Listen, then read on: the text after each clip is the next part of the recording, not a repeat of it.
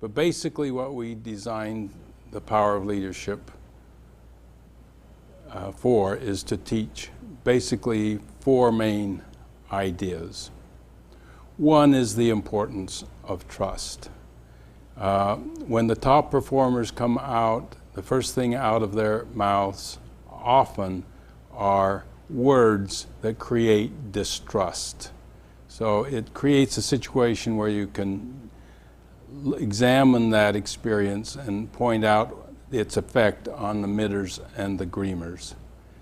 Trust can take years to build up, and you can lose it in a minute. The second objective is the importance of establishing a vision and helping the people who are following you work to make that vision a reality. And the first thing that comes out of the top performers' mouths often is not a vision, here's what we want to do, let's work together, what do you think we ought to do, and to establish a vision. First thing that comes out often is a competitive kind of thing, again, which often makes it difficult for them to continue leading. But establishing a vision of how do we want this organization to work. Because essentially what happened is the first round is what happens is that they are participating in a highly dysfunctional organization.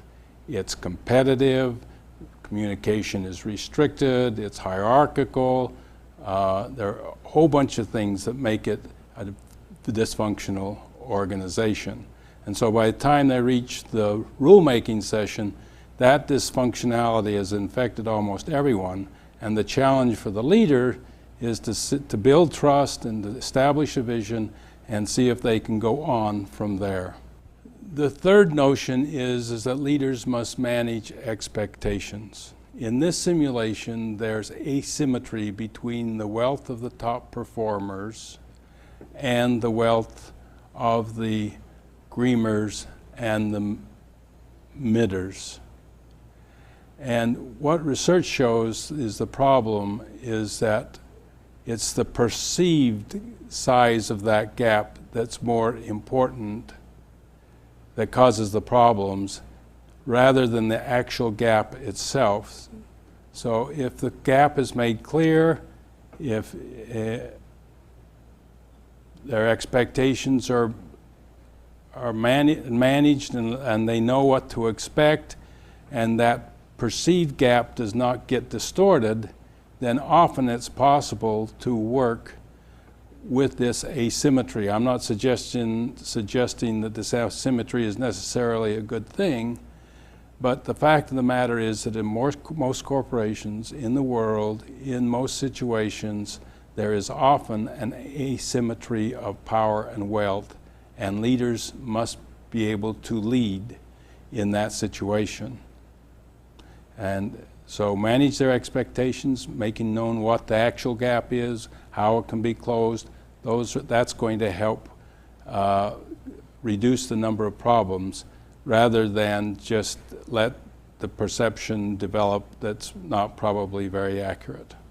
The final one is how a person's leadership needs affects their leadership styles. This simulation was based on the theory of McClellan, a Harvard University professor who did a research study a long time ago, who found that there are basically three types, the leaders had three types of needs: need for affiliation, need for power, and the need for achievement. And what he discovered, to the surprise of many of us human relations types, is that the person who has a high need for power makes the better leader, provided that they also have a democratic style. And the person the group that makes the worst leader is the person who has a high need for affiliation. And the reason that is that they're always trying to accommodate individuals and look out for the needs of individuals so that they can have friends, rather than looking out for the needs of the total organization. And the person who has a high need for achievement also has a difficult time being a good leader, effective leader, because they are just concerned about themselves and they're not team players. So the questions in the beginning of the book identify those three types, the very first question, and what the people, it's not that a person who has high affiliation needs can't be a good leader, but what they have to do is adjust their style and their needs to understand how they're, to make themselves more effective. So the person who's high affiliation need, for example, has to remember to look out for the total organization, and every time they try to accommodate an individual, it might hurt the organization.